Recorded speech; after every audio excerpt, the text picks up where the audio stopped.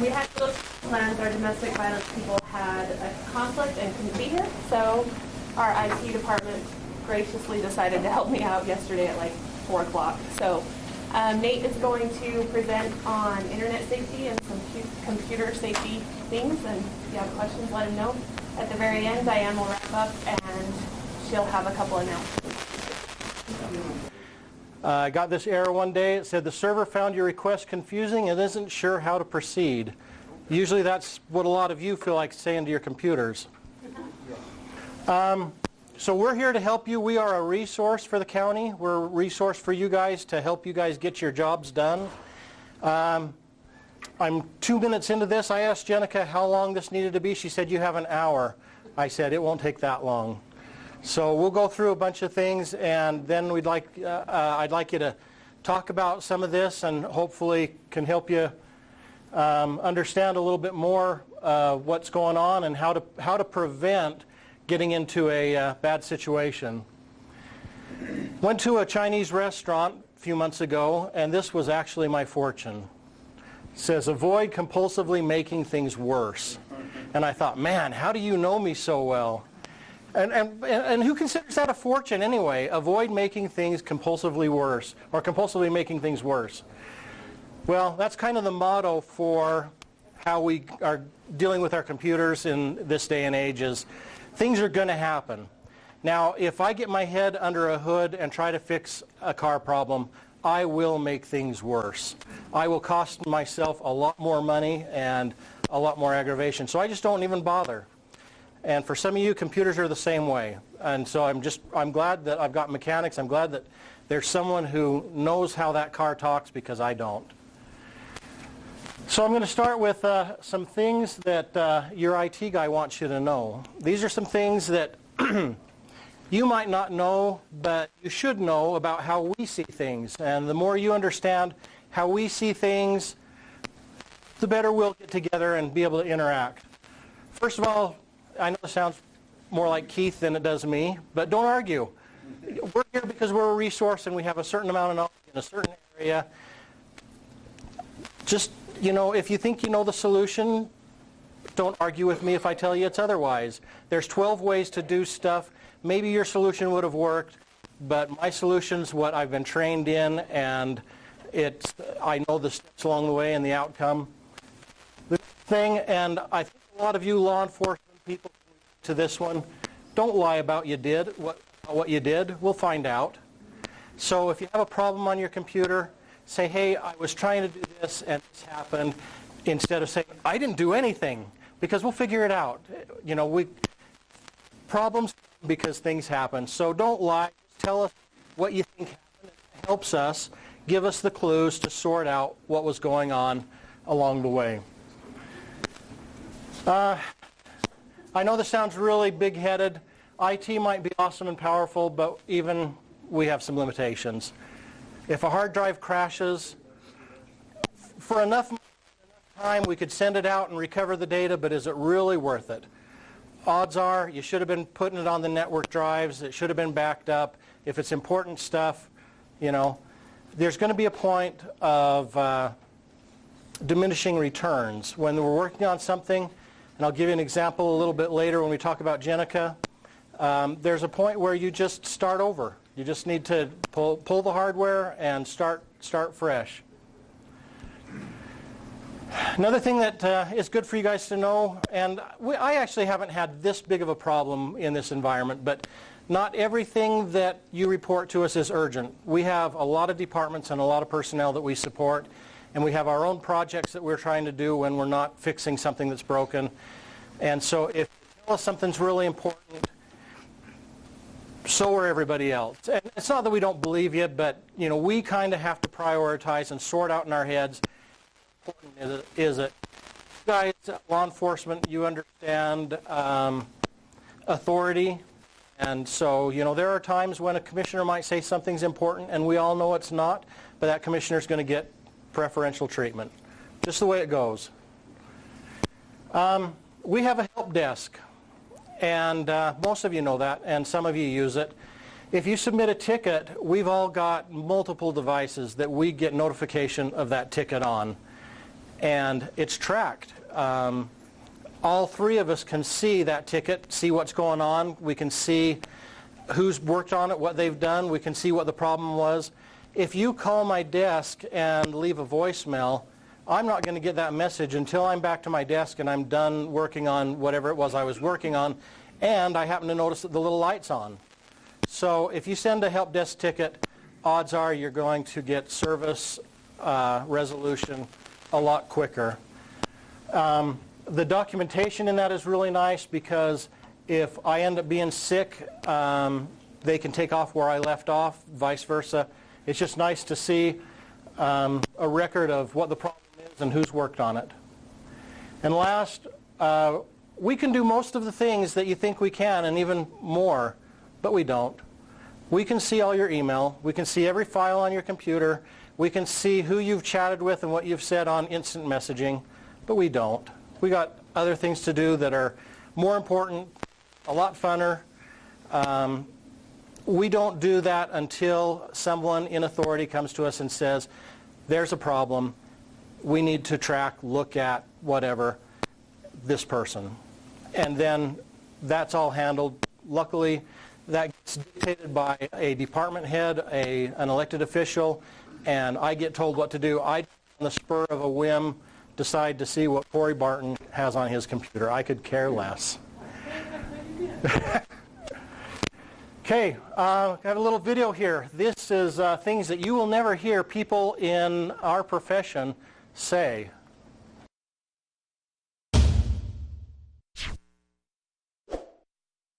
Try hitting it with a closed fist this time. Did you try kicking it? You know what? Try kicking it. Hit the buttons harder. Just unplug it. You probably know more than I do. Try triple clicking it. Double-click the hyperlink. Use the same password for everything. Just keep your password up here. Just use your neighbor's Wi-Fi. I kind of like being put on hold. Submitting multiple tickets actually does get it done faster. I would love to hear your theory on what the problem is. I'd rather stand and explain it to you than sit and do it myself. Try shaking the hard drive while it's on. Backing up is such a waste of time. I was really inspired by that quote in your email. There's still nothing better than a Rolodex.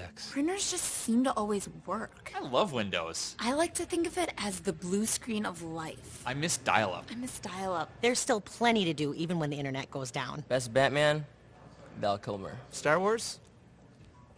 Haven't seen it. I've never even seen Star Wars. I really like Jar Jar Binks. Jar Jar Binks. I like the new ones way better than the old ones. The movie was way better than the comic. Did you watch the Kardashians last night? There aren't enough guys in my line of work. I'm just gonna go to the beach and work on my tan this weekend. It's not about the money. I do for the I chicks. can't find any guys to play video games with me. I feel so appreciated here. I feel so appreciated here. The problem's usually the equipment, not the user. It's probably the computer, not you. Everyone always understands my acronyms. Yeah, this happens to me too. Yes, your laptop is waterproof. There were a few problems with the upgrade, but I'm not one to complain. That took less time than I expected. That estimate seemed kind of low. I love it when people stop by to chat. Why get the warranty when you have us? Wow, that went really smoothly. That went well. No problems at all. Boy, that upgrade went smoothly. I feel a little underqualified for my job. I'm always on time.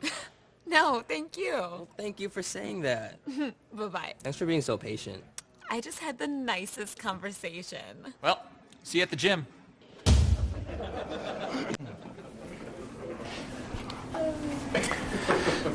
You know, I actually had said a couple of those things before, and I realized when I was saying them, I was lying. So I apologize. I probably wanted to make you feel good, but yeah, we don't generally. Anyway, when it comes to being safe on your computer, you've got a job to do. You got choices to make. You need to choose wisely.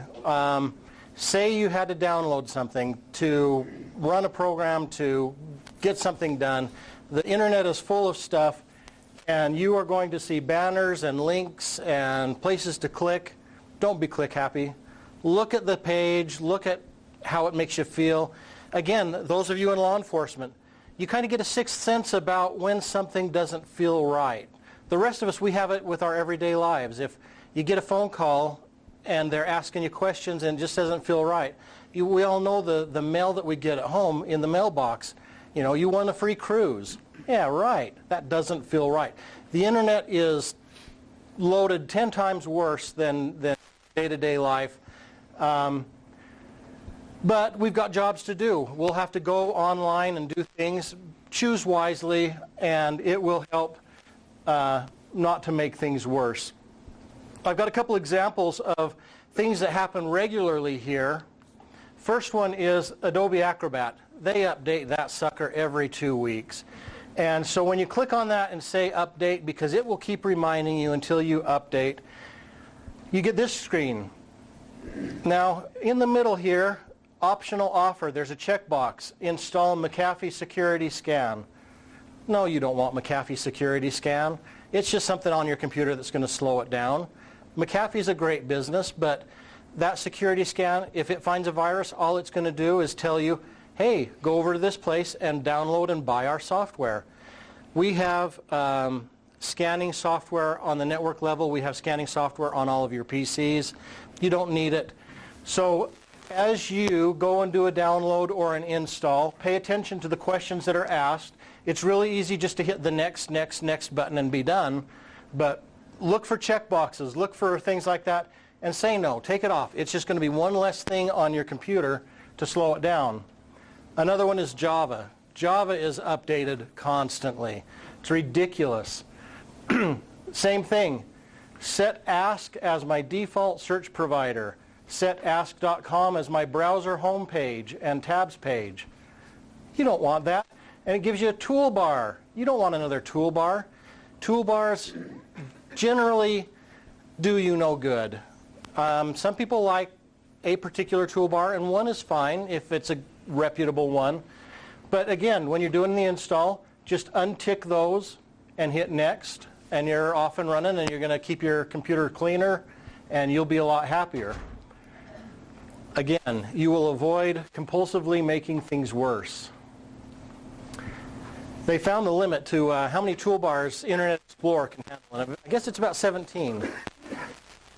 I have been to people's computers that have had 4, 5, 6, where there's been about this much taken up. So that's just slowing you down. It's doing you nothing. All of these little shortcuts and links, half of them are just talking to their providers. They're sending information to them. They're tracking what you do because they get money. You know that's how the internet works, don't you? It's data mining. Anyone not know what data mining is or heard that term? You know, Google has come in, and I love Google. Google's awesome. I wish Google would come here to Brigham City. Google came into parts of Utah, I think it's down in Utah County, and they give you free gigabit internet. Now, part of that deal is they data mine. Anything that you do, they collect in aggregate, not about Tiffany specifically, but in aggregate they collect where you're going, what you're doing, and they resell that information. So nothing's for free, especially on the internet. Nothing is for free. So anyway, most of these are just sucking information to the provider, and they're just slowing your machine down and taking up real estate on your screen. We're going to go through a couple examples that have happened here in the county. Our favorite one, just from last week, was Jenica. She got to send emails to everybody, and then some. Now, I actually had a phone call from someone in the county call me up and say, got this email from Jenica, and I can't open the attachment. I'm clicking on it, and nothing happens. And I'm just going, no, stop. Now, luckily, our internal, we haven't figured out how Jenica became the broadcast, how she got this. We'll talk about some potentials, but luckily, the person who called me, they were clicking on that zip file trying to open it up. And luckily, the network, our security built into our network, would not open up that zip file, and so she was protected. But, okay, what do you guys think is wrong with this email? Does this look like something Jenica would send to you? Oh, no. That's the first thing that you ask yourself. And the person that called me, that person knew Jenica, and it didn't seem odd to her, but I don't know why that is, because this is very odd. If Jenica's going to send an email, do you think she would put a little text in there that, you know, kind of sounds familiar? Not just something robotic, fax message attached. And would she send you a PDF in a zip file and attach it? It just, things don't smell right. So anyway, this lovely incident last week on the 28th, the bluish purple, that was outgoing junk. The green was outgoing good mail. So on the 27th, there were 2,421 outgoing junk, 88%, which on normal days there was maybe 6, 3, 7 of what was considered junk. The next day there was 4,820 that went out of Jenica's account as junk. So our filter, we were not previously filtering outgoing mail.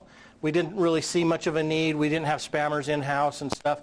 Since then, we looked at how many is in the distribution list for our, county employees. There's about 169 that gets emailed out to. So we put a threshold in the outgoing mail at 180. Anything that tries to get sent that has more than 180 recipients is going to get stopped by our filter. So things happen. We adjust. We learn how to make it better. Now, you can't read this. I was kind of hoping it would be bigger, but this is in our spam filter. These are spam messages that are caught in the filter that don't ever even make it to your desktop. We keep a rolling average of about 30 days of spam. So if you call me and say, I've been expecting an email from someone, it's just not coming through, or they got a message back saying that it was marked as spam, then we can go through and search and find it and mark it as good and put it in your email box. But again, just like the mail that you get at home, you look at who it's from, what it's talking about. Insurance, $15 a month, do I really care? You look at a man wins lotto 5 times. I'm not even going to read the top one that went to Keith. But again, these are not solicited. These are not valid things.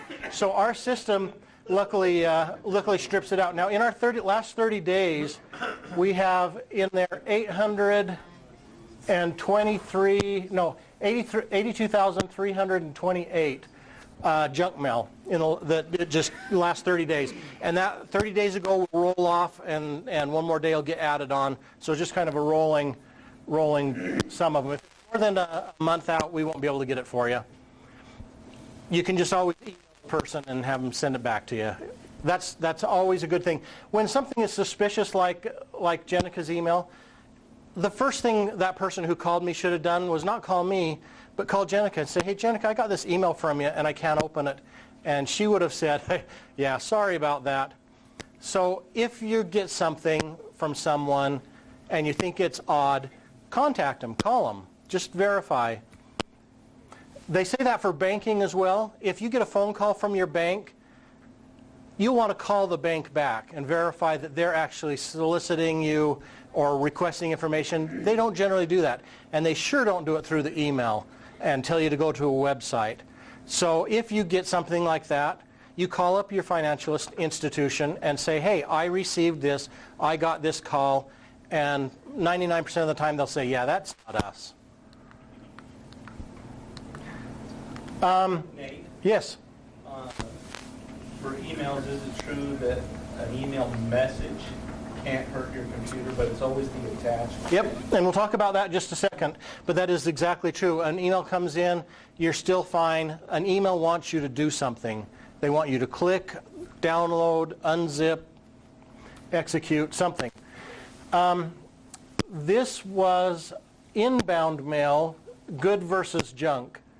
Now, in this scenario, the green is our good email. So you see how much came in that was considered valid, and the blue was junk. We have about 80 to 90% that gets filtered out before it even makes your computer. Before it even makes it to your inbox, there's been 90% taken out that's not getting there.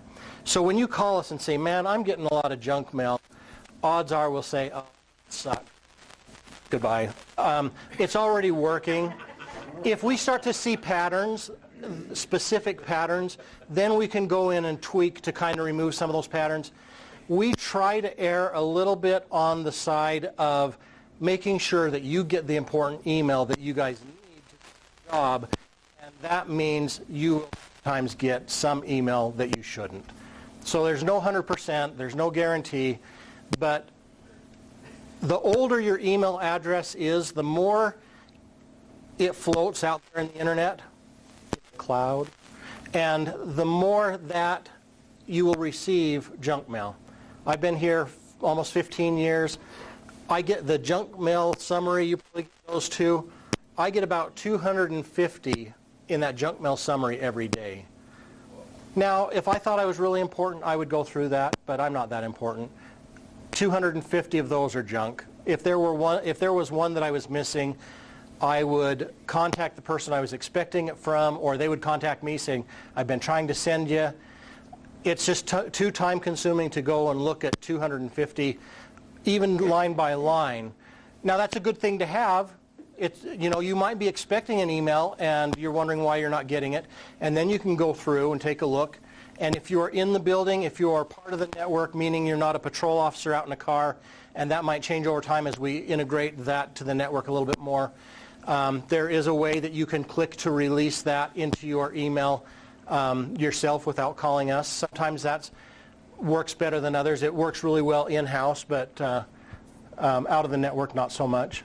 So keep in mind that 90% of the email never makes it to your desktop, which is a good thing. Okay, so viruses are transmitted in various methods. Number one, removable media, a thumb drive, a USB stick. Know where it's been, know who's had it. If you find one out in the parking lot, don't pick it up. I mean, well, you can pick it up, but we've got ways to clean it off before you do something dangerous with it. You know, years ago I went to a class, and this was before flash media really became a used thing. And one of the ways that viruses were spread was they actually would take CDs and burn with some music artist's name on it or whatever, and just drop them in parking lots. And people would be walking into work and they'd see the CD, hey, Barry Manilow, I love him. And they'd pop it into their CD drive, and it would auto-launch and infect their machine and get into their network. So networks are set up with firewalls to protect incoming stuff.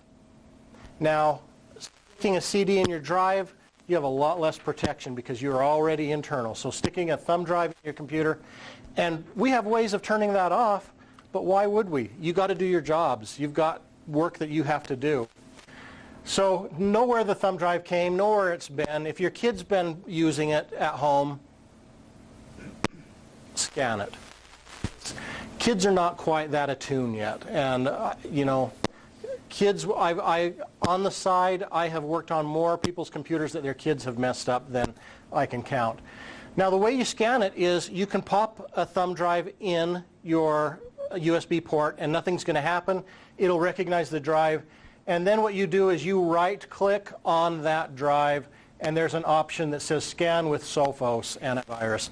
Right there, that will launch an immediate scan of that USB stick.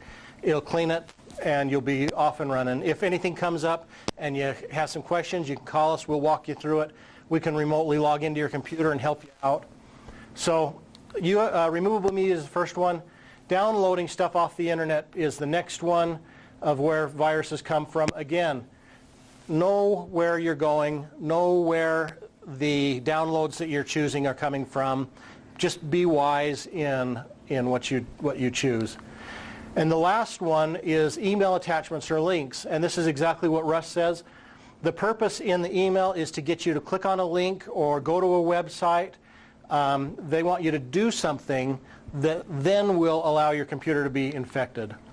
So I've got a couple examples of these. Similar to Jenica's, a while ago we had some that came in that were saying, you've received a voicemail. Now, number one, there is such a thing as unified communications. We're not using it yet. We don't have a lot of need, but in this email, it's telling you a voicemail. Our current phone system knows nothing of the email system and vice versa. Email has no clue if you have a voicemail. And so in that, there was an attachment, and if you look really close, there was some weird stuff. The address that it came from was noreply@boxeldercounty.org.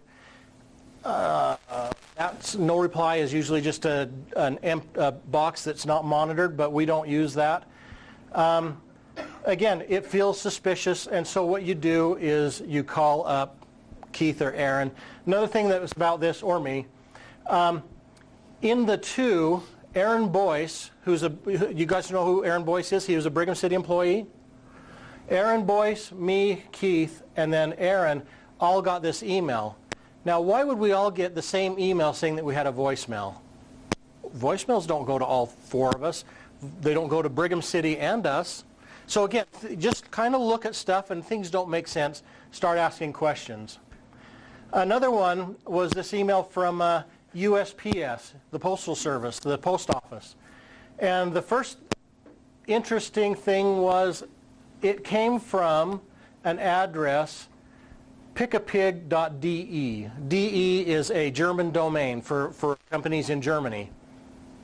So why would the U.S. Postal Service use a German email provider to tell you that you have a package, or they want you to print a shipping label? So they wanted you to click on that link. You click on that link, it would take you there, take you somewhere. It would do something. Again, you see that? It's suspicious. You just delete it. Just get rid of it. The last one I wanted to show you was this one. Someone got an email that said, your mailbox is almost full. Well, who sent me this email? Well, this person, Lodding, Lodding at procaresystems.com. Who are they? They're not Box Elder County. It's not Keith or Nate or anything. And what does it want me to do? Oh, it wants me to click a link. If we send you an email and say your mailbox is full, we're going to say, empty your trash, clean up your mailbox. We're not going to say click a link and you'll be good. So, and we're not going to, we're not so formal. We're not going to sign it help desk. We're going to say, hey, this was Nate, Anyway, those were some of the things I wanted to show to you that we've run into recently. Do you guys have any questions that you would like to ask? Yeah? You talked about sending tickets through the help desk when things break. Maybe I'm the only one that doesn't know how to do that, and I'll stand for class if need be, but okay. How do we do that? The easiest way, especially if you're patrol, most of you will have an icon on your desktop that says County Help Desk or Box Elder County Help Desk. But if you're on patrol and you're out of the building, the easiest way is to send an email to helpdesk@boxeldercounty.org. And it logs the ticket, and it sends Keith, Aaron, and I all notification. Russ has the same situation set up with the Spillman database. If someone sends an email to, what was it, Spillman Help? Or Spillman Help Desk? I don't remember. Okay. I still need to do some training before I get it. Okay. So he's going to work on the same kind of a situation for Spillman-specific issues where the ticket's logged, he can do the work, reply back, this is taken care of. And the cool thing about that is it gives us tracking of what's been done. But helpdesk@boxeldercounty.org, that's just send an email and it gets to all of us. Any other questions? All sleepy from the pizza? Okay. If you have questions, you can call us. We're usually not too mean to talk to. Sometimes, depends on what's going on. Thank you.